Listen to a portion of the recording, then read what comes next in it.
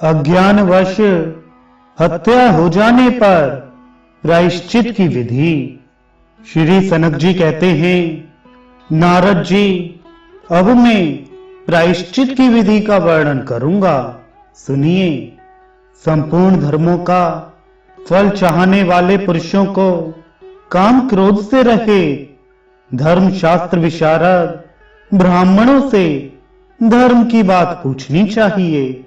विप्रवर, जो लोग भगवान नारायण से विमुख हैं, उनके द्वारा किए हुए प्रायश्चित उन्हें पवित्र नहीं करते।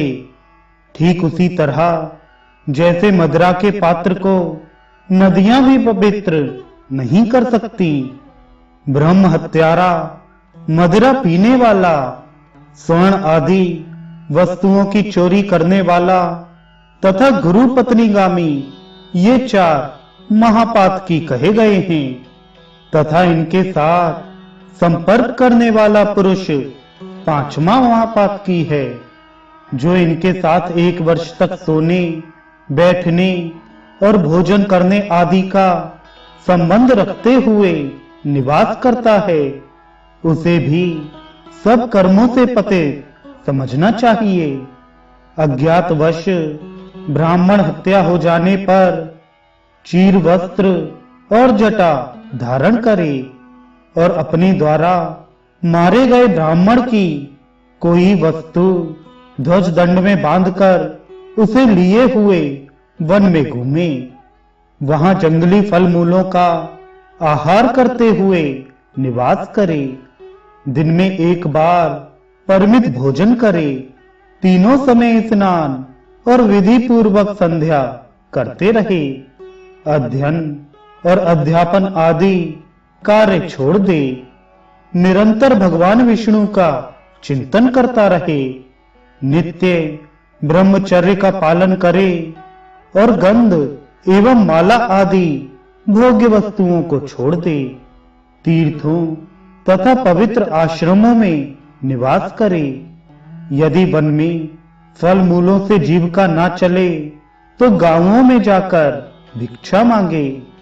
इस प्रकार श्री हरि का चिंतन करते हुए 12 वर्ष का व्रत करे। इससे ब्रह्म हत्यारा शुद्ध होता और ब्राह्मणोचित कर्म करने के योग्य हो जाता है।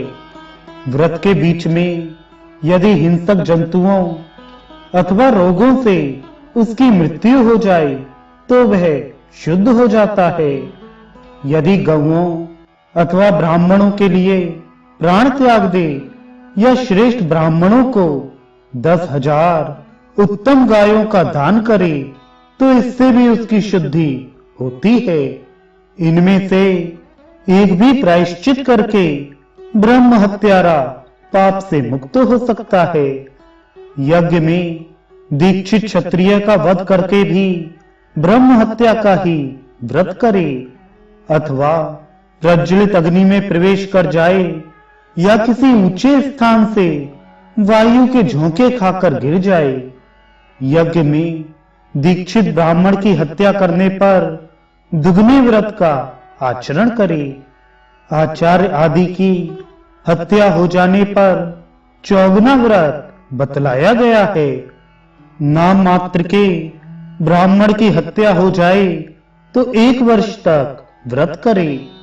ब्राह्मण, इस प्रकार ब्राह्मण के लिए प्रायश्चित की विधि बतलाई गई है।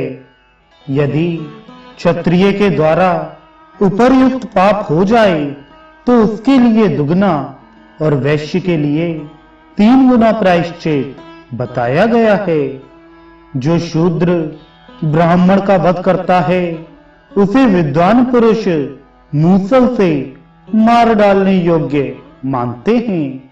राजा को ही उसे दंड देना चाहिए, यही शास्त्रों का निर्णय है। ब्राह्मणी के वध में आधा और ब्राह्मण कन्या के वध में चौथाई प्रायश्चित कहा गया है।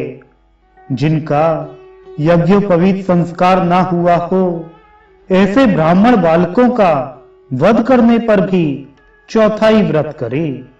यदि ब्राह्मण क्षत्रिय का वध कर डाले तो वह 6 वर्षों तक कृच्छ व्रत का आचरण करे।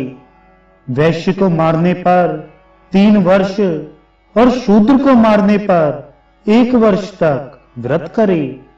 यज्ञ में दीक्षित ब्राह्मण की धर्म पत्नी का वध करने पर 8 वर्षों तक ब्रह्म हत्या का व्रत करे।